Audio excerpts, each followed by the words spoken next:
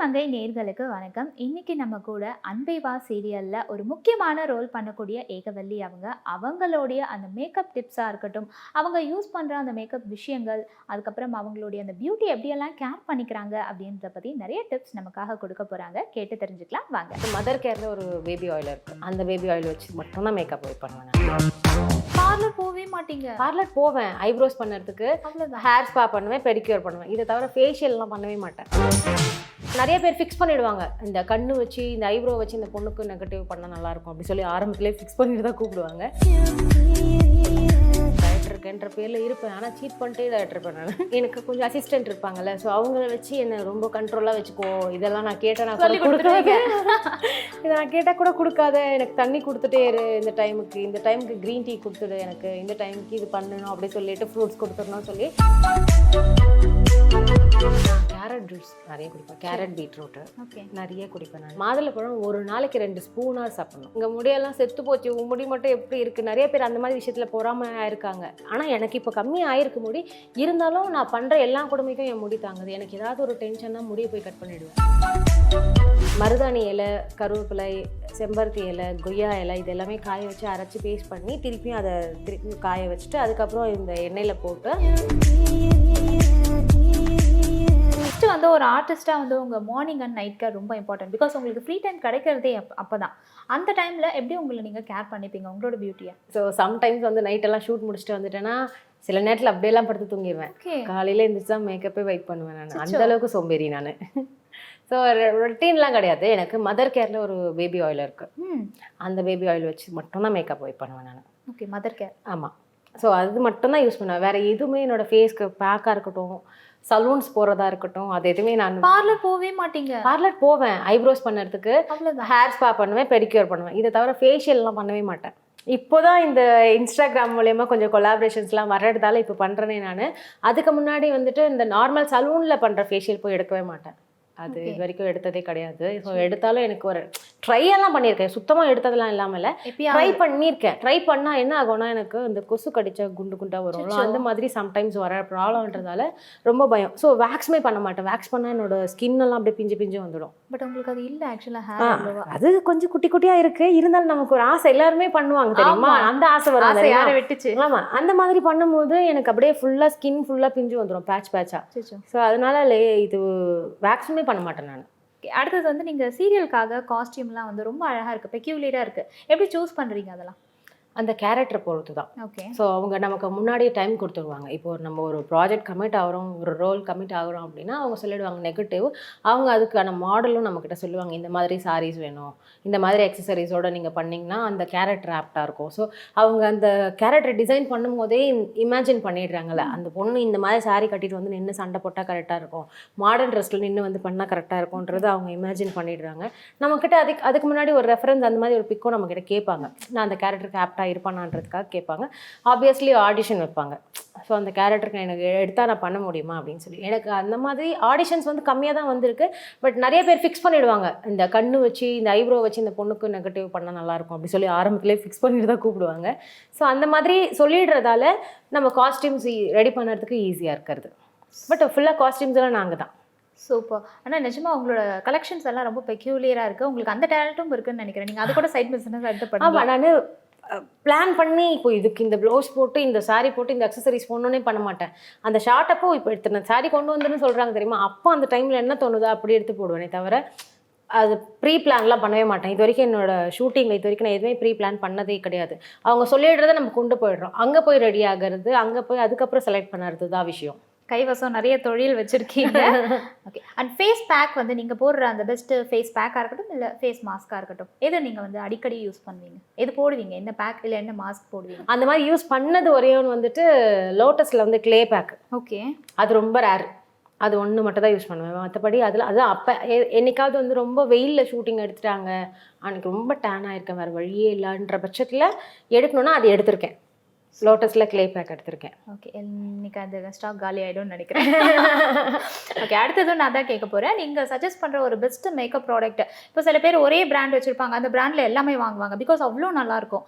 அந்த மாதிரி ஏதாவது ஒரு பிராண்ட் இதில் வந்து வாங்குங்க சூப்பராக இருக்கும் அப்படின்னா என்ன சொல்வீங்க நீங்கள்? அப்படி ரீசெண்ட் டைமில் நான் ரொம்ப ரொம்ப பிடிச்ச மேக்கப் திங்ஸ்ன்னு பார்த்தீங்கன்னா எனக்கு பாபி ப்ரௌன் தான். ரியலி பாபி கேள்விப்பட்டிருக்காங்க, ஆனால் இன்னும் வாங்கினதில்ல, போகிறேன் உடனே வாங்குறேன். ஓகே. அதுதான் எனக்கு வந்து ரொம்ப ஸ்கின்னுக்கும் பிடிச்சது லைட் மேக்கப்பாக இருக்கிறது சரி. அதனால எனக்கு ரொம்ப பிடிச்சது அது எப்படின்னா, நான் எங்கேயாவது பார்ட்டி போகிறதா இருந்துச்சு, நான் எங்கேயாவது பர்சனலாக வெளியே போகிறதா இருந்தால் மட்டும்தான் அதை யூஸ் பண்ணுவேன். பட் ரெகுலர் டைமுக்குன்னு சொல்லிட்டு வேறு ஒன்று வச்சுருக்கேன். எனக்கு காஸ்மெட்டிக்ஸ் பயங்கர இன்ட்ரெஸ்ட் ஜாஸ்தி. ஸோ அதனால அதுக்கேற்ற மாதிரி, ஆனால் எதெல்லாம் பார்க்குறனோ எதெல்லாம் பிடிக்குதோ அப்படி வாங்கி வச்சுப்பேன்.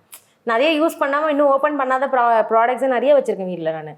பட் இருந்தாலும் நமக்கு ரொட்டீனாக ஒரே ஒரு விஷயம் மட்டும் பிடிச்சி இருக்கும். நம்ம இந்த ஒரு லிப்ஸ்டிக்னா அந்த ஒரு லிப்ஸ்டிக் மட்டும் தான் ரெகுலராக யூஸ் பண்ணுவாங்களா, அந்த மாதிரி பாபி ப்ரௌன் நல்லாயிருக்கும், கிளினிக் பிராண்டும் நல்லாயிருக்கும். ஓகே. அண்ட் இன்னொன்று வந்து வெயிட் மெயின்டெனன்ஸா, நீங்கள் வந்து க்யூட்டாக சப்பியாக இருந்தாலும் உங்களுக்கு அந்த சீரியல் நீங்கள் கம்மிட் ஆனதுக்கப்புறமா அந்த வெயிட்டை நீங்கள் மெயின்டைன் பண்ணணும். குறையவும் கூடாது, குட்டாகவும் கூடாது. எப்படி அதை ப்ராப்பராக மெயின்டைன் பண்ணுறீங்க? அப்படி எதுலையாவது பார்த்தீங்களா என்ன நீங்கள் அதே வெயிட் வந்து அந்த சீரியல் வரைக்கும் நீங்கள் மெயின்டைன் ஆகணும்? அப்படி எதுலையுமே நான் மெயின்டைனே ஆக மாட்டேன். நல்லா திடீர்னு குண்டாக இருப்பேன், திடீர்னு ஒல்லியாக இருப்பேன், மெயின்டைன் பண்ணிக்குவேன். நான் ஆக்சுவலி ஃபுட்டி, உண்மையாக சொல்லணும்னா அது இந்த வெயிட்டுக்கு மேலே எனக்கு ஏற மாட்டேங்குது, அதுதான் உண்மை.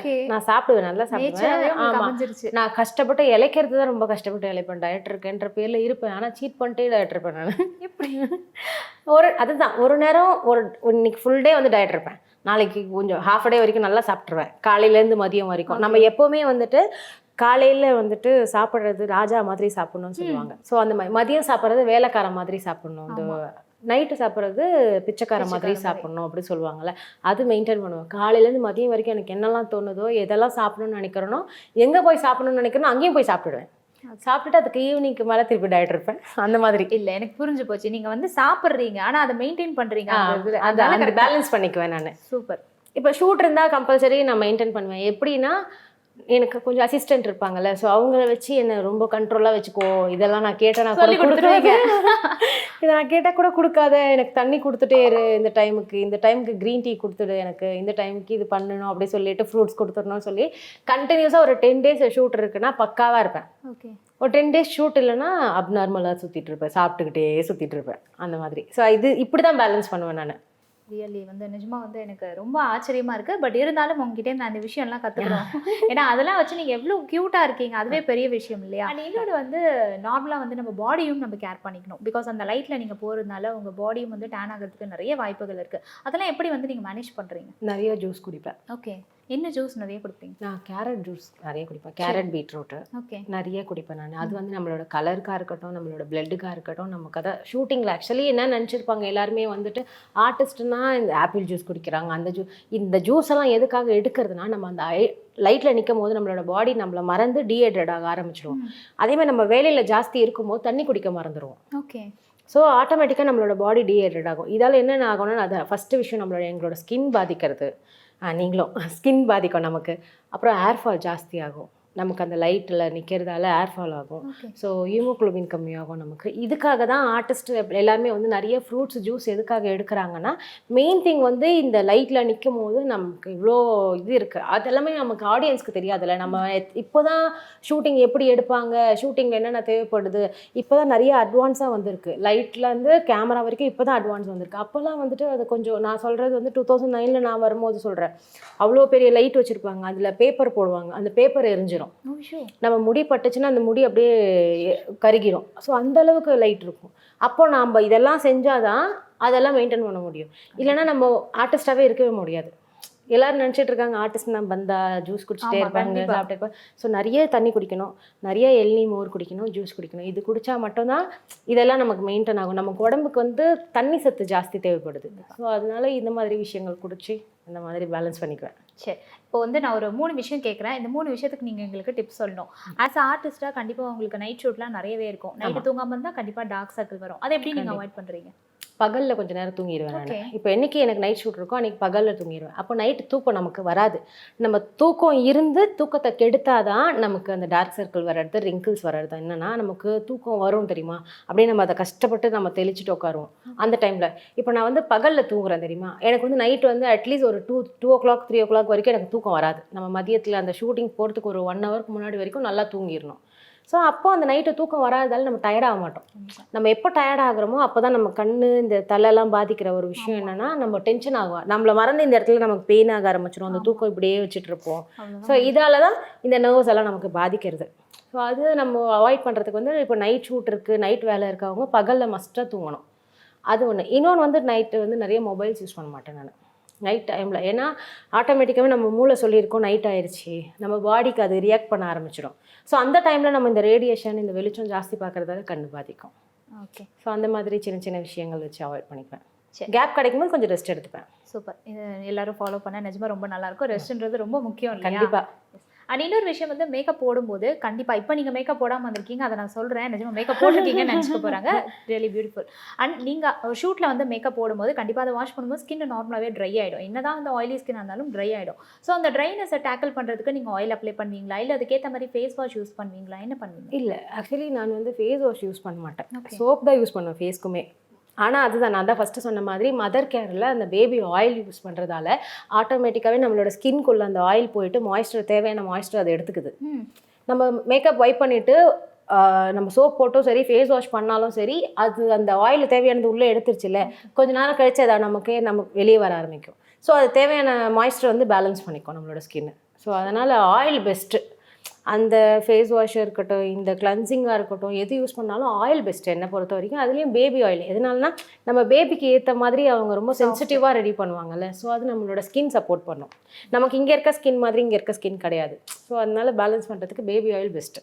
அண்ட் இன்னொன்று இன்டேக் ஃபுட்ஸ் வந்து ரொம்ப முக்கியம். என்ன தான் வந்து நம்ம பேக்ஸ்லாம் அப்ளை பண்ணாலும் இன்டேக்காக எடுக்கிறது தான் நம்மளுடைய அழகாக பிரதிபலிக்கும். கண்டிப்பாக நீங்கள் நிறைய எடுத்துக்கிறீங்கன்னு நினைக்கிறேன். அந்த நட்ஸ் அதெல்லாம் சொல்லாமல் பட்ஜெட்டுக்குள்ளே கம்மியாக நாங்கள் ஏதாவது வாங்கி சாப்பிட்ற மாதிரி எங்களுக்கு ஒரு நல்ல ஃபுட்ஸ் ஒரு 2 ரெஃபர் பண்ணுங்கள். 2 அதுதான். நம்ம வந்துட்டு ஃப்ரூட்ஸில் வந்து மாதுளப்பழம் மஸ்ட்டு. ஓகே. மாதுளப்பழம் லேடிஸாக இருக்கட்டும் ஜென்ஸாக இருக்கட்டும், மாதுளப்பழம் ஒரு நாளைக்கு 2 ஸ்பூனாக சாப்பிட்ணும். 2 ஸ்பூன் மாதுளப்பழமாக சாப்பிட்டா நமக்கு உடம்புக்கு தேவையான அளவுக்கு வந்துடும்.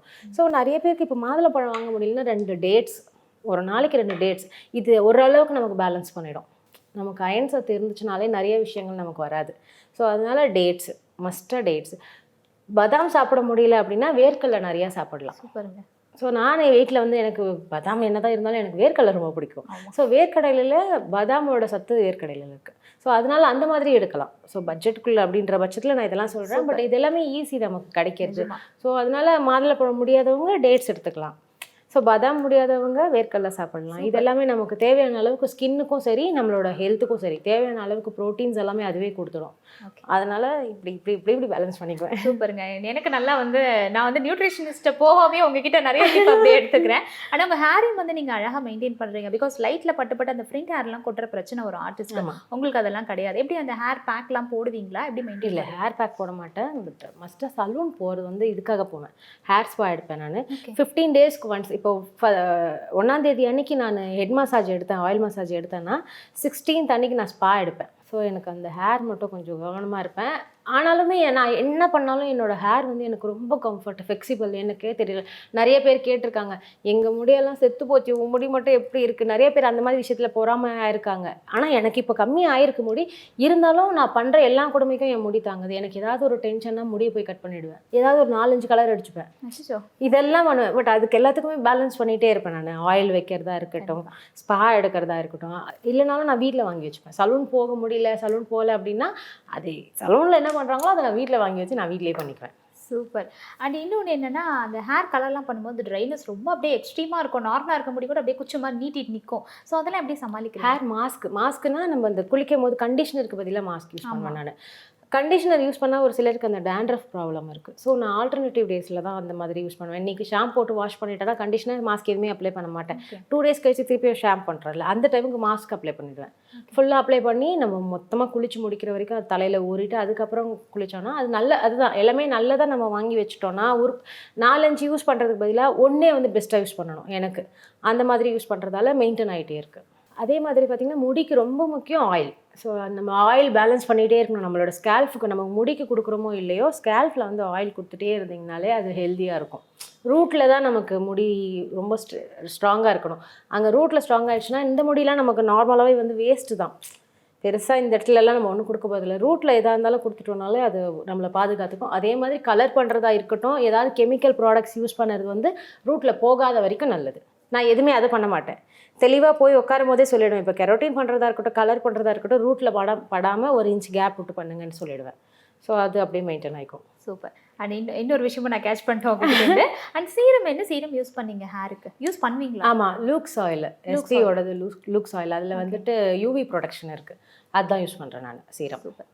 அண்ட் ஆயில் பற்றி சொன்னீங்க இல்லையா, நீங்கள் வந்து எந்த ஆயில் வந்து ஹேருக்கு இது ரொம்ப நல்லது, தேங்காய் எண்ணெயா, நல்லெண்ணெயா, இல்லை சில பேர் ஆலிவ் ஆயில் போட்டு மசாஜ் பண்ணணும்னு கூட சொல்லுவாங்க. இந்த ஆயில் வந்து ஒரு வாரத்துக்கு எத்தனை வாட்டி நம்ம தலைக்கு வந்து போட்டால் ரொம்ப நல்லா ரிலாக்ஸிங்காக நல்லாயிருக்கும் ஹேருக்கு? எனக்கு அந்த ஆயில் வந்து எனக்கு எங்கள் அம்மா ப்ரிப்பேர் பண்ணுற ஆயில் தான், கோகோனட் ஆயில் தான். ஆனால் அந்த செக்கில் ஆட்டுற அந்த ஆயில் வாங்கிட்டு நல்லெண்ணெய், விளக்கெண்ணெய், தேங்காய் எண்ணெய் இது 3 மிக்ஸ் பண்ணிவிட்டு, அம்மா சம்டைம்ஸ் முடிஞ்சிச்சுன்னா அந்த மருதாணி இலை, கருவேப்பிலை, செம்பருத்தி இலை, கொய்யா இலை இது எல்லாமே காய வச்சு அரைச்சி பேஸ்ட் பண்ணி திருப்பியும் அதை காய வச்சுட்டு அதுக்கப்புறம் இந்த எண்ணெயில் போட்டு அதை ஊற வச்சுட்டு ஒரு 1 வீக் அப்புறம் திருப்பி எடுத்து யூஸ் பண்ண ஆரம்பிப்பாங்க. சின்ன வயசுலேருந்தே அம்மா அது மாதிரி மெயின்டைன் பண்ணது தான். சூப்பருங்க. இன்னைக்கு உங்கள் இதில் வந்து நான் நிறைய டிப்ஸ் எல்லாம் நோட் பண்ணிட்டேன். கண்டிப்பாக அது வியூவர்ஸ்க்கும் ரொம்ப யூஸ்ஃபுல்லாக இருக்கும். இப்போ ஒரு முக்கியமான விஷயம் என்ன அப்படின்னா, நீங்கள் உங்களோட நார்மல் டெக்ஸ்சரில் இருக்கிற ஹேரை மெயின்டைன் பண்ணுறதுக்கும் ஸ்மூத்னிங் ஒரு கெமிக்கல் ட்ரீட்மெண்ட்டுக்கு கீழே வந்து ஹேரை மெயின்டைன்